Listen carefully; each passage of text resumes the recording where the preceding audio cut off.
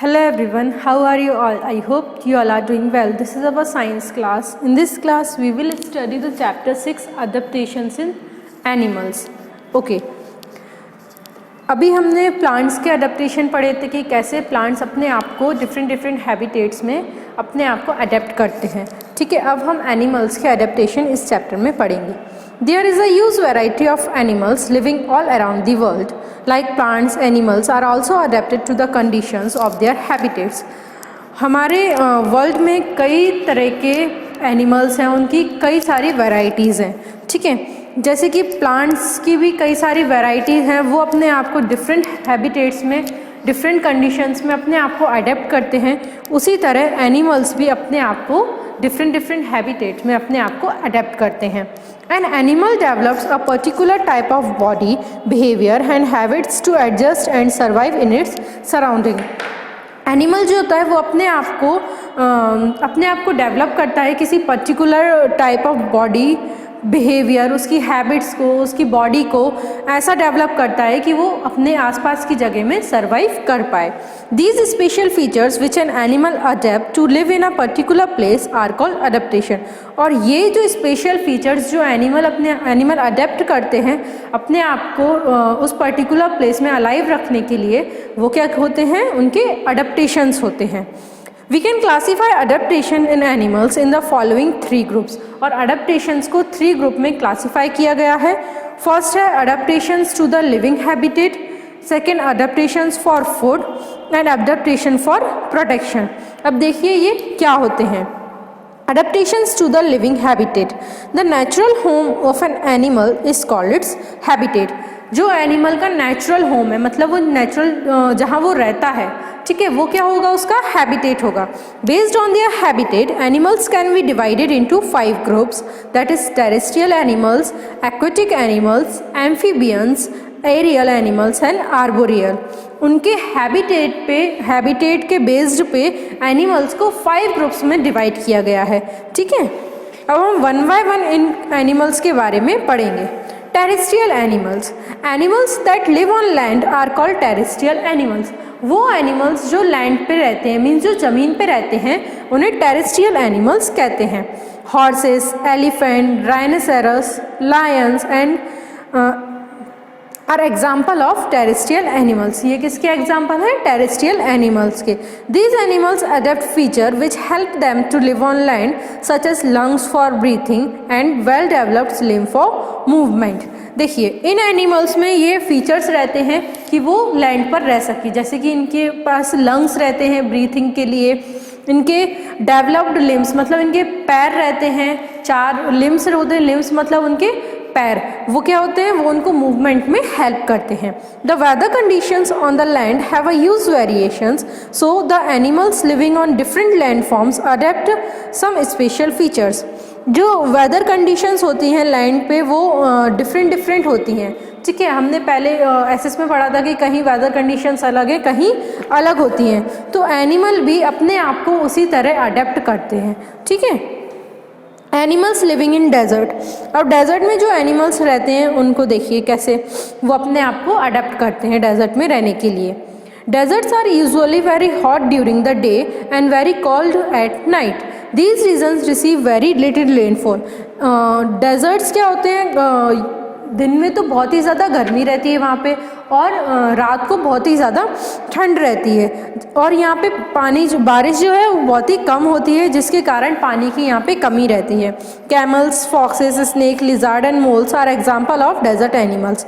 ये सब डेजर्ट में रहते हैं, कैमल, फॉक्सेस, स्नेक, लिजार्ड. ठीक है, they have the following adaptation. अब इनके अडेप्टेशन क्या होते हैं. Some desert animals have thick skin and coarse hair mostly on their backs to protect themselves from the extreme heat and cold. कुछ desert animals की skin जो होती है बहुत ही ज़्यादा थिक यानी मोटी होती है, और उनकी जो बैक पे जो हेयर्स रहते हैं जिसके कारण वो ज़्यादा गर्मी या ज़्यादा ठंड को वो बियर कर पाते हैं. Some frogs and other animals in the desert go into a sleep-like state called estivation to escape extreme heat of the summer. कुछ frogs या कुछ animals जो होते हैं डेजर्ट में वो वो मतलब ऐसे कुछ टाइम के लिए स्लीपिंग स्टेट में चले जाते हैं, मतलब सोते ही रहते हैं, तो उसको क्या बोलते हैं, एस्टिवेशन बोलते हैं, जिसके कारण वो गर्मी की तेज़ धूप से बच सकते हैं। Both water and food are scarce in the desert. Camels store fat in their humps to break down and use the energy when needed. Hence, a camel can go without food for many days. Camel क्या देखो, पानी और खाने की कमी होती है desert में, ठीक है, दोनों चीज़ों की कमी डेजर्ट में रहती है। तो कैमल क्या करती है, उसके हम्प में, उसका ये जो हम्प देखो आपके उसमें पिक्चर भी दी है, ये जो कैमल का हम्प रहता है इसमें वो अपने फूड को स्टोर करके रखती है, और जब उसे एनर्जी की ज़रूरत पड़ती है तो वो इसी फूड को यूज़ करती है। तो इसी का कारण कहा जाता है कि कैमल जो है वो बिना खाने के कई दिनों तक रह सकती है।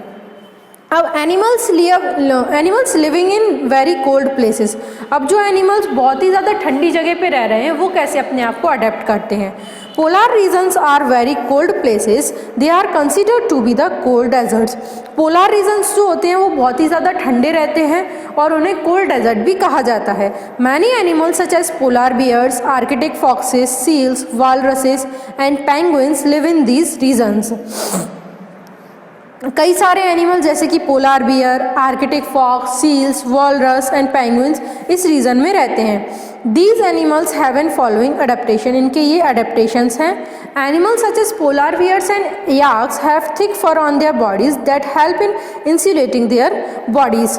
पोलार बियर और याक के मतलब जो बॉडी पे ना बहुत ही ज़्यादा थिक फर रहता है, मतलब मोटा फर टाइप रहता है, जिसके कारण वो इतनी ज़्यादा ठंड को बियर कर पाते हैं, ठीक है, और अपनी बॉडी को कंट्रोल में रखते हैं, मतलब बॉडी उनकी प्रॉपरली वर्क करे, वो उनके अंदर हीट रहती है उस फर से, ठीक है। Many animals such as seals and walruses store extra energy from the food they eat during the summer in the form of thick layer of fat under the skin। और जो सील्स होती हैं और वॉलरस वगैरह होती हैं, ये क्या करती हैं, जब जो समर में खाना खाते हैं, मतलब गर्मियों में ये जो भी खाना खाती हैं, तो वो थोड़ा इतना ज़्यादा खाते हैं कि वो उस एनर्जी को स्टोर करके रखते हैं अपने फैट के फॉर्म में, तो वो उस एनर्जी को विंटर्स में यूज़ करते हैं। This helps them to stay warm and go without food during the extremely cold winters. और ये उनको बॉडी को उनकी वार्म रखने के लिए हेल्पफुल रहते हैं और वो कई दिनों तक बिना खाए भी रह सकते हैं कोल्ड विंटर्स में, ठीक है। Some animals such as bats and squirrels become inactive and go into a sleep like state called hibernation to survive the extreme winters. कुछ एनिमल जैसे स्क्विरल मीन्स गिलहरी और बैट यानी चमगादड़, ये क्या होती हैं, ये इनएक्टिव हो जाती हैं, मतलब कुछ महीनों के लिए ये बिल्कुल इनएक्टिव हो जाती हैं, बिल्कुल नहीं दिखती हैं और ये स्लीप लाइक स्टेट में चली जाती हैं। इसको हिब्रेनेशन बोलते हैं, जिसके कारण वो विंटर्स में सर्वाइव कर पाती हैं।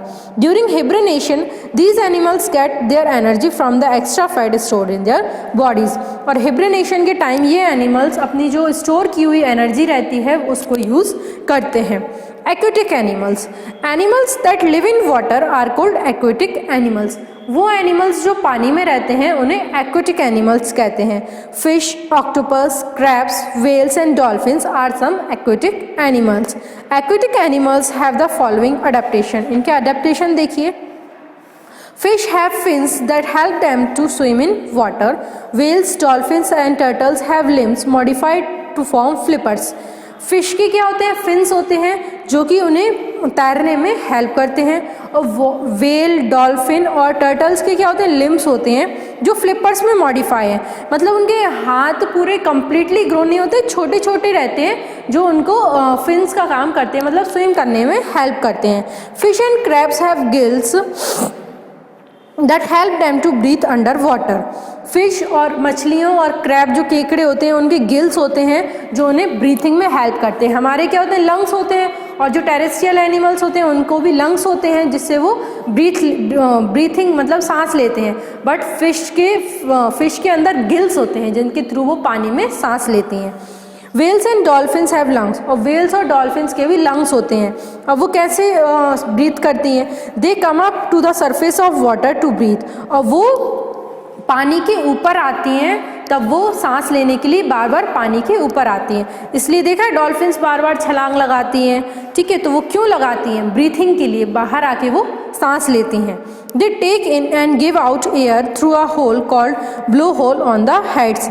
और वो सांस लेना, वो ब्रीथ इनहेल और ऑक्सीजन को इनहेल और एक्सेल कैसे करती हैं? ये ब्लो होल रहता है उनके हेड पे। ये देखो इसका पिक्चर भी दिया हुआ है। ये ऊपर जो छोटा सा होल रहता है इसके थ्रू वो एयर इन आउट करती हैं, ठीक है। Amphibians, animals that live both on land and in water are called amphibians.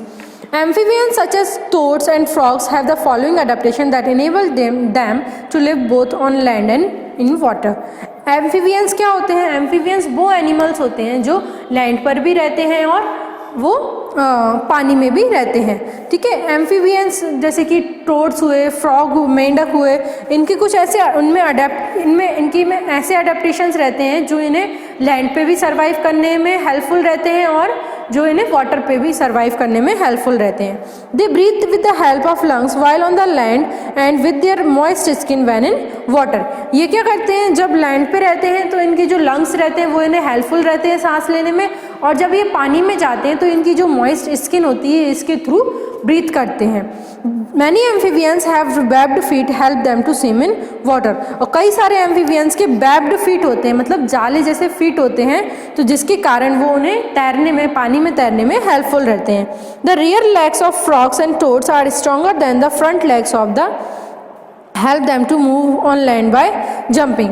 जो फ्रॉग्स और टोड्स होते हैं उनके जो आगे के लेग्स होते हैं वो कमज़ोर होते हैं और पीछे वाले लेग्स जो होते हैं वो थोड़े स्ट्रॉन्ग होते हैं कंपेयर करें तो, ठीक है, जिसके कारण वो जंप कर सकते हैं। तो ये पीछे वाले जो उनके लेग्स होते हैं वो ज़्यादा स्ट्रॉन्ग होते हैं जिसके कारण वो लैंड पे जंप कर सकते हैं। Now aerial animals. अब एरियल एनिमल्स क्या होते हैं? Animals that spend most of their time in flying in air are called aerial animals.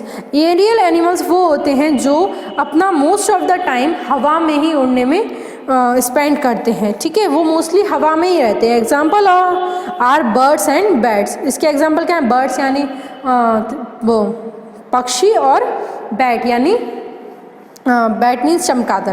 Birds have 4 limbs modified into wings that help them to fly. Bird के क्या होते हैं? 4 limb होते हैं, बट वो विंग्स में मॉडिफाई होते हैं, मतलब विंग्स के फॉर्म में होते हैं, पंख होते हैं, ठीक है, जो उनको फ्लाई करने में, मतलब उड़ने में हेल्पफुल रहते हैं। Their body is streamlined in shape and covered with feathers.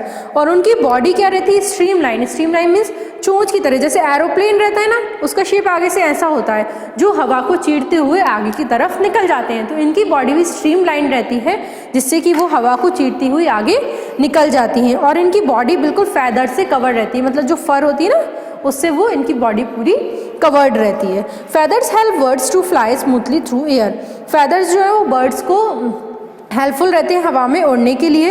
Birds also have light hollow bones that make their body light enough to fly. और बर्ड्स की बॉडी जो होती है वो बहुत ही हल्की होती है और इनकी बोन्स जो होती हैं हॉलो होती हैं। हॉलो मतलब खोखली, ठीक है, जो जैसे कि कैसे बताऊँ, ये जो पाइप रहता है ना, एक अपना आपने पाइप देखा हो, लाइट के जो पाइप्स रहते हैं वो बीच में से खाली रहते हैं, खोखले रहते हैं, तो इनकी बोन्स भी इसी तरह की रहती हैं। तो इनकी बॉडी बिल्कुल लाइट रहती है, तो ये आसानी से उड़ सकती हैं। Bats have wings but no feathers. The wings are made of stretchy skin. और जो चमगादड़ रहती हैं उनके जो उनके विंग्स होते हैं, उनके पास फैदर नहीं होते हैं, ठीक है। विंग्स और फैदर में क्या अंतर हुआ? विंग्स तो हो गए उनके पंख, और फैदर जो फैदर फर जो होती है ना, जो बर्ड्स की बॉडी पे होती है, ये चमगादड़ की बॉडी पे नहीं होती है। Some birds regularly fly very long distances during certain seasons to conditions food and to breathe. They return to their original habitat at the end of the season. This seasonal movement of bird is called migration. कुछ birds जो होती हैं वो काफ़ी लंबे time के लिए हवा में उड़ती हैं, मतलब कुछ सीजन्स, कई सीजन्स पे कई जगह पे ऐसे सीजन्स रहते हैं कि वहाँ वो बर्ड सर्वाइव नहीं कर पाती, तो वो किसी कहीं और जगह चली जाती हैं अपने सर्वाइवल के लिए, खाने के लिए, रहने के लिए, तो वो कई लंबे टाइम तक उड़ती हैं, ठीक है। और ये जो इनका सीजनल मूवमेंट होता है बर्ड्स का, इसी को माइग्रेशन भी कहते हैं।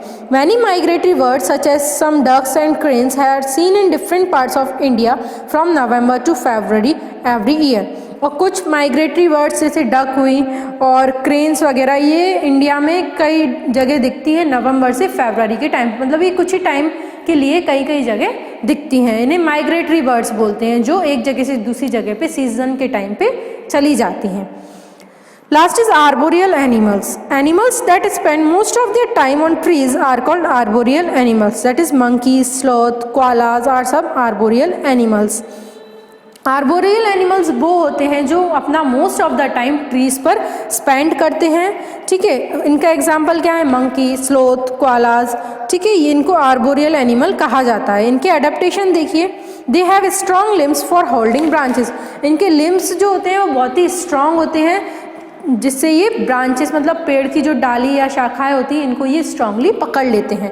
Animals like monkey and baboons have curly tails which help the swing on branches. इनकी पूंछ जो होती है वो बहुत ही कर्ली होती है, ठीक है, और ये इजीली किसी भी पेड़ की ब्रांचेस पे स्विंग कर सकते हैं, ठीक है। नेक्स्ट इसका आगे का हम नेक्स्ट वीडियो में पढ़ेंगे, ठीक है। इसके नेक्स्ट है बच्चों अडेप्टेशन फॉर फूड और अडेप्टेशंस फॉर प्रोटेक्शन। ये मैं आपको नेक्स्ट वीडियो में एक्सप्लेन करूँगी। होप सो यहाँ तक आप सभी को समझ आया होगा। Thank you so much everyone.